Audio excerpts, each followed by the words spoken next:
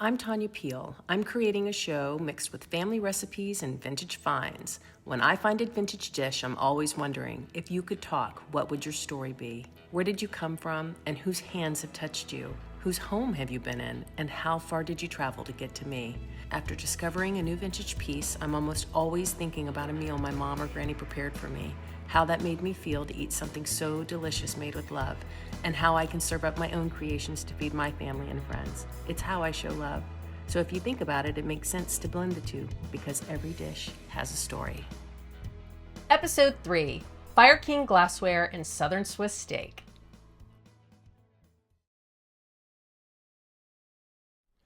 FireKing Glassware was manufactured in Lancaster, Ohio by the Anchor-Hocking Glass Corporation. The company was founded in 1905. However, the FireKing dish and bakeware began being manufactured in 1942. Collecting FireKing glassware and bakeware is more than just a hobby. It's a delightful journey into history, nostalgia, and the joy of rediscovering timeless pieces of functional art.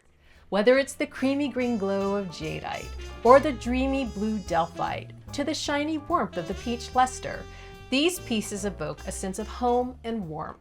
For me, the excitement is the hunt. Whether you're rummaging through shelves in an antique market, going to estate sales, or buying online marketplaces, the moment you find a rare, unique FireKing piece is truly exhilarating. During an era marked by economic hardship, including the Great Depression, FireKing was sold at grocery and hardware stores as part of loyalty programs. They were even included as promotional items in big flour sacks, making them accessible to families across America. It was a beacon of hope, producing glassware that was both functional and affordable. A standout feature of the FireKing glassware is that it's heat resistant, achieved through the use of borosilicate treated glass. This innovation allowed the dishes to withstand thermal shock, enabling them to move directly from the freezer or the refrigerator to the oven without breaking. This is why I love them and I still use them. They are adorable, but if they were just adorable, I would not collect them. They're durable and functional, and this is why they're still around and highly collectible. I love baking in these casserole dishes, and you'll watch me bake some Swiss steak today in them. A comforting meal that was prepared for me, that I loved while growing up, was Swiss steak. The cut of beef that's used for this dish is round steak, which is found on the backside of the cow. While the location of this meat is the flavorful cut, it's a muscular area, which equates to using braising methods if you want tender meat. Different regions in the U.S. and around the world will call it smothered steak, country fried steak, Spanish steak, beef a la mode, and cube steak. While the Swiss steak is the most recognized name, its variations reflect different cultural influences and ingredient substitutions. The common thread is the use of tenderized beef cooked slowly in a flavorful sauce. I wanted to learn the mystery of where this recipe originated from, and boy, did I go down a rabbit hole. I read a few times that this dish may have originated from England. Some even think that the dish may be Swiss because of the name, but Swissing is the technique of tenderizing by pounding or rolling. I don't know that anyone will ever definitively know the first person to make Swiss steak or who named it, but I'll share what my deep research found. The very first place I see anything being referenced about Swiss steak was in April 1892 in the Indianapolis newspaper from a cooking school. It reads, "The School of Hygienic Cooking under the direction of Miss Newting yesterday considered the preparation of meats for the table. Swiss steak was prepared in 1892. Historical records show a large population of Swiss settling in Indiana, including areas near Indianapolis during the early 1800s. Swiss immigrants were part of a larger wave of European migration to the United States during the 19th century. Also, the surname Newting has roots that suggest it's associated with German and Swiss regions. Something to ponder." The Swain Cookery with Health Hints was written by Dr. Rachel Swain in 1895. She shares the first printed Swiss steak recipe I was able to find. In archived newspapers in the US and Australia around 1907 and 1910, I find instructions on preparing Swiss steak. This is where I begin to see the additions of onions and tomatoes and sometimes peppers. Next, I learn about an American magazine called Table Talk, edited by Marion Harris Neal. first published in 1887 in Philadelphia, Pennsylvania. While I did not come across a recipe for Swiss steak in what was archived online, Marion writes in the January 1913 volume, "This was given to me by a Spanish lady to pass on," which is pretty much a basic preparation for what we've come to know as Swiss steak. At this point, I'm still hung up on trying to find the first mention of Swiss steak in England. What ends up becoming a very important clue is Marion Harris Neal herself. I find that she was born in 1867 in Glasgow, Scotland, and eventually received her culinary education there. It was in 1903 that she immigrated to the US with her widowed mother and younger sister, settling in Philadelphia. There, she became a prominent figure in American culinary circles, becomes editor of Table Talk, as well as a few other publications. Marion publishes her first cookbook, How to Cook in Casserole Dishes, and guess what? We have a recipe for Swiss steak. And another guess what? While living in America, the cookbook was printed and published in England in 1912. So we find the reason why this recipe was maybe thought to have originated in England. I find a smattering of Swiss steak recipes written in a handful of cookbooks in the 20s and the 30s, but it's the 40s and the 50s that play a pivotal role in introducing Swiss steak to a broader American audience. Better Homes and Garden does print this recipe in the 30s, but it's the 40s where it takes off. And let's not forget good old Betty Crocker. She, or really they, because Betty was made up, publishes the recipe in the 1950s edition of the Betty Crocker Picture Cookbook.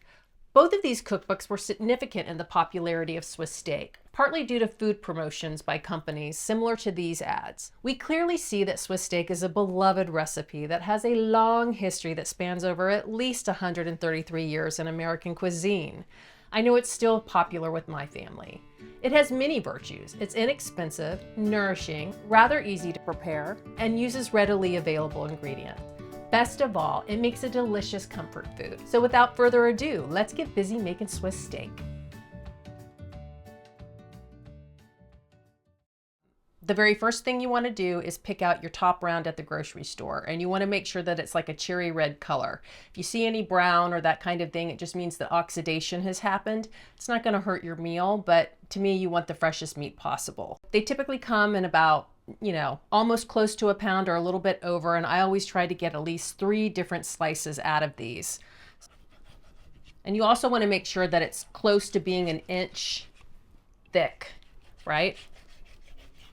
All right, I'm gonna wash my hands. All right, so I spoke about the Swissing. This is the tenderizing method that we're using today, and braising, which is the method of browning in fat, then slowly cooked in a liquid on low heat. All the peeps in my family make Swiss steak with no tomatoes and only onions. Today, I'm actually gonna add tomatoes. It's in most of the recipes, so I'm gonna give it a whirl. I'm suggesting you get all your ingredients together, have it ready to go. I'm not gonna lie, beating the meat and then dredging it in the flour, it's a little bit of a mess, but go with it, because when this dish is melting in your mouth in the end, you won't remember the mess you had to clean up. So let's talk seasoning. Salt and pepper does the trick, or you can use whatever you like to season meat with. Some people use the popular brand seasoning salts, and that works perfectly well. My concoction is about 2 teaspoons of salt, a teaspoon of pepper, a half teaspoon of paprika, 2 teaspoons of garlic, and a tablespoon of salt-free dried vegetable mix that I've come to love, that I found at Costco. It's got red pepper in it, it's good, adds a little heat. So the formula to remember, whichever you choose to do, is that for every pound of meat, you want a teaspoon of salt. So go from there and build out to whatever flavors that you like. So I took about a cup of flour. I like to salt my beef first. If you like to salt your flour and put it on that way, that's perfectly fine. These are all just preferences. It's not gonna really change things. So getting to the Swissing, which is the tenderizing part. And if you don't have any of the tools, you could grab a cast iron skillet and place your meat in a bag and pound the hell out of it, and that'll work. I'm going to use my mallet. I'm going to use the smooth side, and then I'm going to come back, which I highly recommend getting this gadget, using my little tenderizer. Another great tool that I chose not to use for this meat here is an attachment for your kitchen aid. And it is a tenderizer, and it's got all of these very, very sharp teeth. And basically you put it on just like you do all of your attachments, and you feed the meat through, and it's great. It doesn't have all the mess to beating, but I just wanted to do the standard method in case you don't have these tools at home. So I'm going to put a glove on, kind of keep one hand not so dirty. And then I have my plastic bag. And you can do a couple of pieces in at the same time. And now you can get some aggression out. So you can see it's like 1/4 of an inch thick. And you can go more if you want it, but I like to have a little meat. I like it to be a little thick. I just like to beat it for a minute, and then you can see how I use the needling. Alrighty, dispose of the bag. So now for the needling. I like to do it on both sides. So I have my fresh beef, but I also have some older beef that I had in the freezer, and I'm cooking for several people tonight for a graduation party, and this is only a few weeks old, so this is a good way to see kind of the brown oxidation that has happened because it's a darker meat, but perfectly fine. So I've already seasoned this again and then froze it that way. So the next thing we want to do is season our meat, and then I like to start high up so it gets all of the seasoning evenly distributed instead of all piled up in one place. I'm going to pat it in and flip them over and do the same thing on this side. There are a lot of people who make this once we get to the browning part. Instead of cooking it in the oven like I'm going to do, they cook it in their crock pot, and that's a very nice method as well. So I'm going to hold a little bit of this back, right? I know that I'm not putting too much on because I know that I have exactly 2 teaspoons of salt for the 2 pounds of beef that I have. So when I'm doing the sauce, I'll start to use this. All right, so now we want to flour. And you just take one piece at a time, push it down in the flour. You can use your bare fingers or get a glove. Kind of just shake it off. And just do the next piece.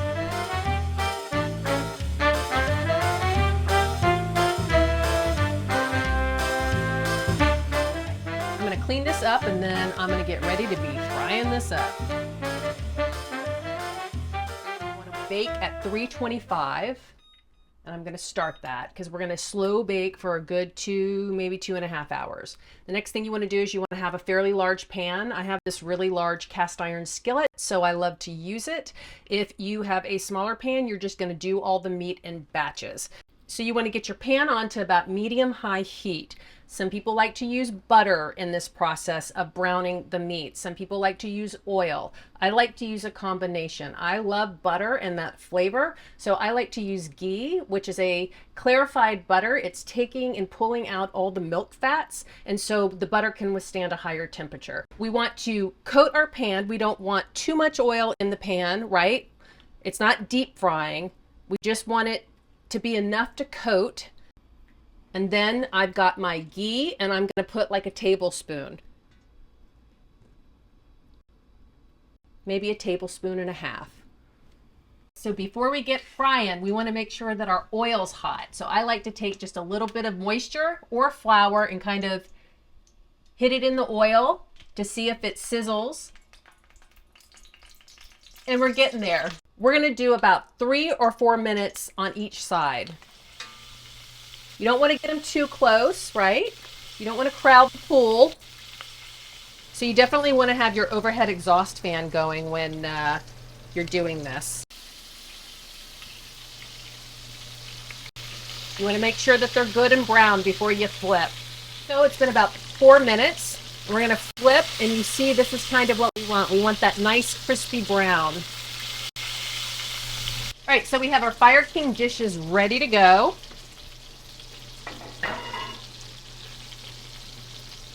So I'm just going to go ahead and place them in the pan. So now we're getting to the gravy part, and you can see about approximately how much oil that I have in the pan.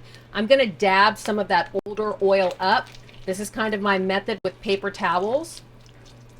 Don't want to get too many of these bits that are in the bottom of the pan.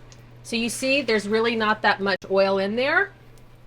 And then I just take it and I plop it in the garbage. Okay, now I want to put in a little ghee. So just a touch.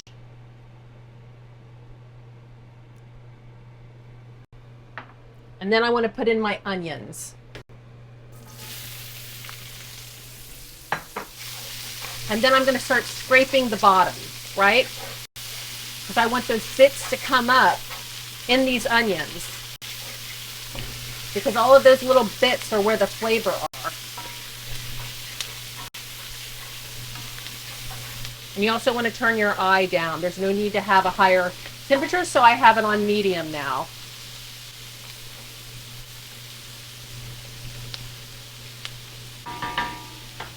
So I'm going to take a little bit of that seasoning that I didn't use on the meat completely, and I'm just going to season my onions. See how the onions are breaking down? More moisture is coming into the pan to help stir up those bits. And so I was talking earlier, we're going to be using a broth. You could use water, you could use chicken broth, vegetable broth. I have beef broth since we're cooking beef. You see how the oil kind of coats the bottom. We don't have too much and we don't have too little. That's what you want. Because before we add any of our liquids, we're going to add flour and we're going to coat all of the onions first.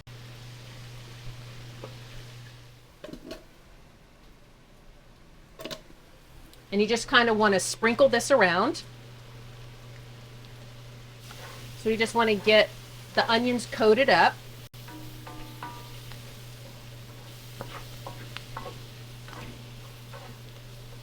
So the trick with this gravy, we don't want it to be too thick. We want that to happen in the oven. So I'm going to make this more liquidy than what would look like a gravy. And as it slow cooks in the oven, it's going to thicken up. All right, so that's looking really good, right? All the bits are up off the pan. I've got the flour coated all over my onions. And we're ready to start adding the liquid. This is where all of the recipes differ, because some people like to put mushrooms in, or carrots, or celery, or even green peppers. I say whatever you want to do, you do you. If you want that stuff in here, it would have gone in with the onions. You want any of your vegetable mixes to be cooking down in this hot skillet, pulling up all of those little bits and getting seasoned in that time. So the first thing I'm going to do is I'm going to pour in about a cup of beef broth.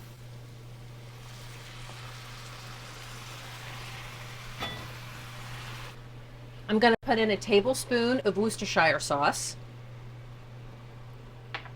And then I love sherry. You don't have to put sherry in, but you know, just a little dollop will do ya. It adds flavor.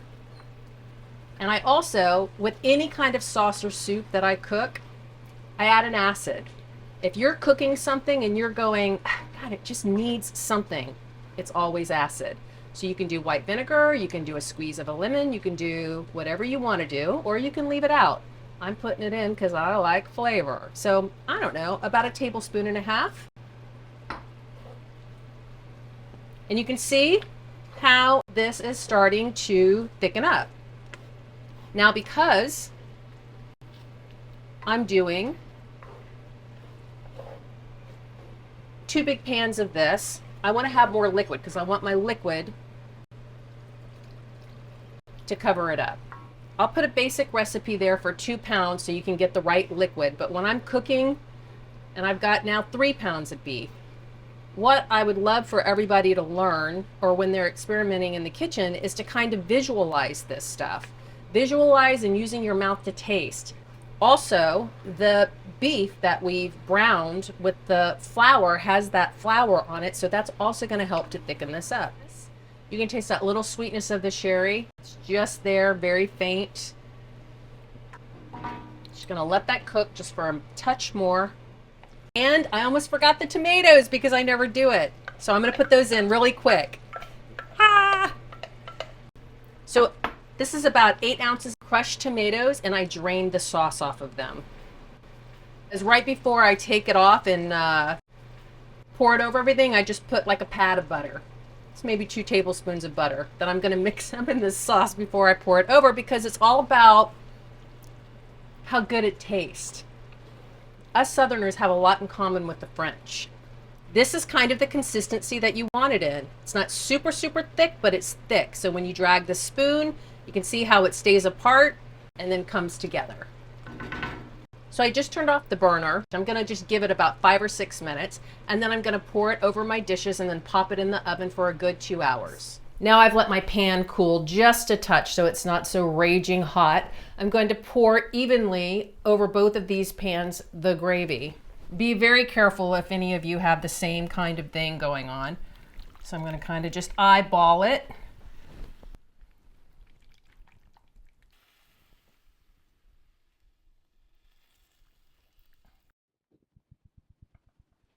Get your muscle on. So you see what I was talking about, that the mixture is like a light gravy, and it'll thicken up as it cooks even more to become a thick gravy. All right, we're ready.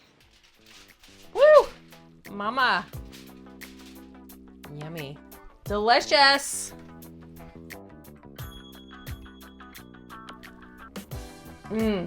Wow.